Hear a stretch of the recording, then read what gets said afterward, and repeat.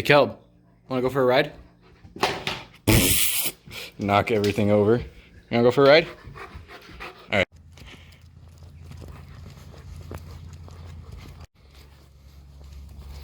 Kelb.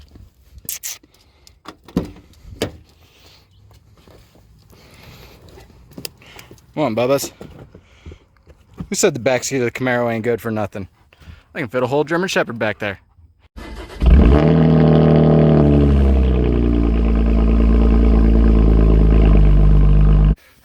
So guys, John Molnar, Libertarian candidate for Utah's 4th District Representative to the United States Congress for 2020. Today, I brought along Kelb. He's my German Shepherd. He's gonna be 11 years old in May. The guy's getting old. He can't handle much of a hike, so we're doing something a little smaller today so I can bring him along. And I love this dog. I've had him since he was 8 weeks old. We'll talk a little bit more later. Let's go hike. All right, you ready? Where are we going? Up there? Okay, and then we'll walk around. All right, Kelb, come here. 1, 2, 3. Wait. Be free. Go, run. As usual, gotta pee on everything. Come on, let's go.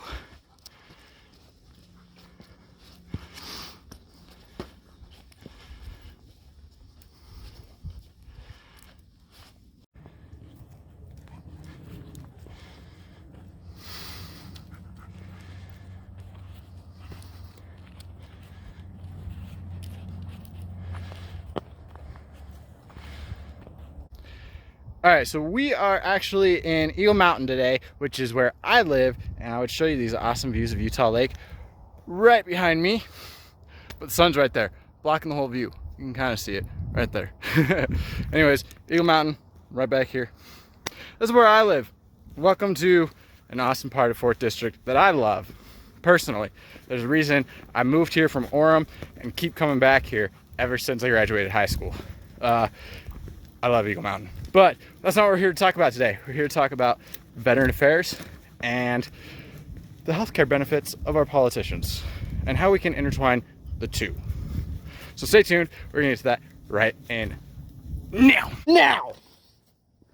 All right, so now that I've scooted back a bit, we're gonna talk about the VA today. So again, the whole point of the agenda overall is to end that disconnect the politicians have between their policies and the consequences of those same policies. So in doing so, in regards to the VA, the way that I see best to do so is to address the issues of the VA as a whole, which is the fact that nobody really seems to care, know what to do, or want to do anything. It's either one of those three, if not a combination of all three. And so the best way to go ahead and get rid of each of those three possibilities is actually quite simple. The healthcare for the men and women who fight our wars should be good enough for those who send us to war. Who sends us to war? Congress. Nobody else. Not the president, not the Department of Justice, nobody. Nobody sends us to war except for Congress. They have to vote on the issue and then we can go to war. That's the only way it happens. Everything else that's been going on is a whole different story, and that's another issue we need to talk about separately, like the authorized use of military force and the War Powers Act. Different topic. But for today, let's just focus on Congress as the example as usual, because that's where I want to go, is to Congress.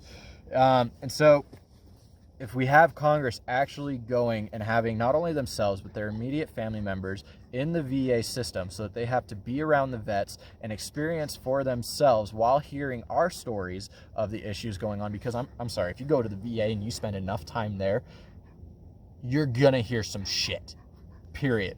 You're gonna. I'm a veteran. I go to the VA all the time, and by all the time I mean like once a year to let them check my pulse. That's about it. That's all they're allowed to do at this point, because they've messed up my treatment in so many areas so many times. I won't let them touch me anymore, period. I'm not the only vet who thinks that way. I've been in there and overheard Vietnam vets complaining about Agent Orange related issues. I've overheard all kinds of stuff, and I've had quite a few stories myself. So it's not like I don't know personally that if you get into a VA, you'll hear this stuff. So The politicians, if you read the text down below, as usual, the text for everything is down below in the description. But the text says essentially that all politicians and their immediate family members must get their health care provided through their local VA hospital, which is something I already do. So this isn't something that would be drastic for me. But for those who don't go to the VA already, because a lot of our members of Congress and our politicians in general aren't veterans. They don't know what we go through. They don't really care, and they don't have any want or desire to fix it. So to go ahead and get them wanting to, go ahead, make them get their health care at the VA.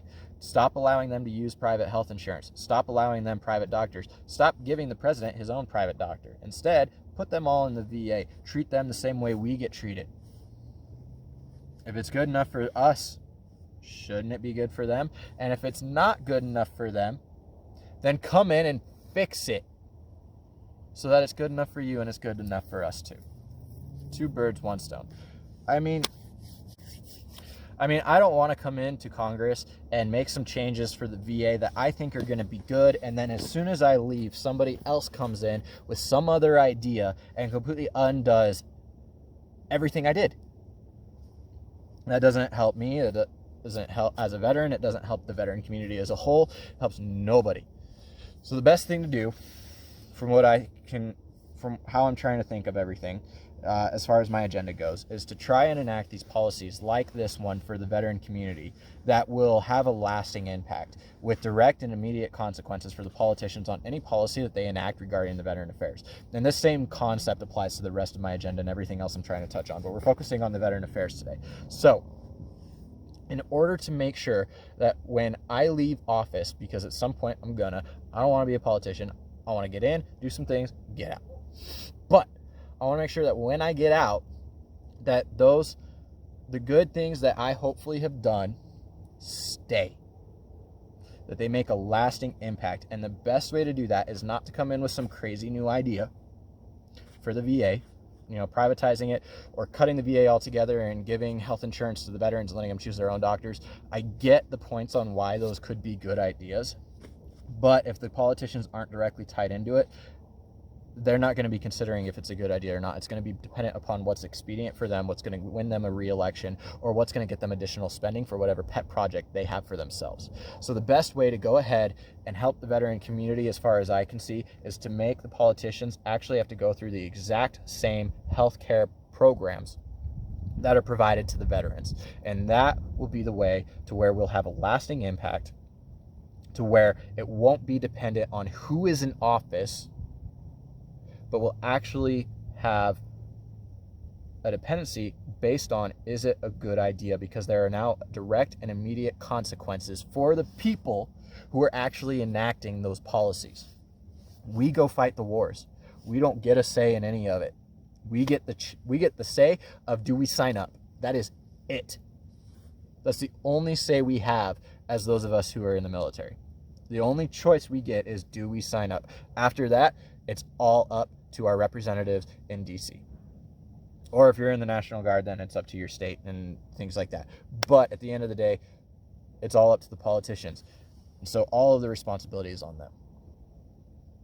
Except they actually bear none of it. And so trying to end that disconnect of the consequences of their actions is just where the focus needs to be. And the best way to do that is simply by saying, Mr. Senator, you, your wife, and your kids, all of your immediate family now have to go get your health care at the VA. No exceptions. Period. You want to tell the vets how their health care is going to be? You got to live it too. Anyways, that's it.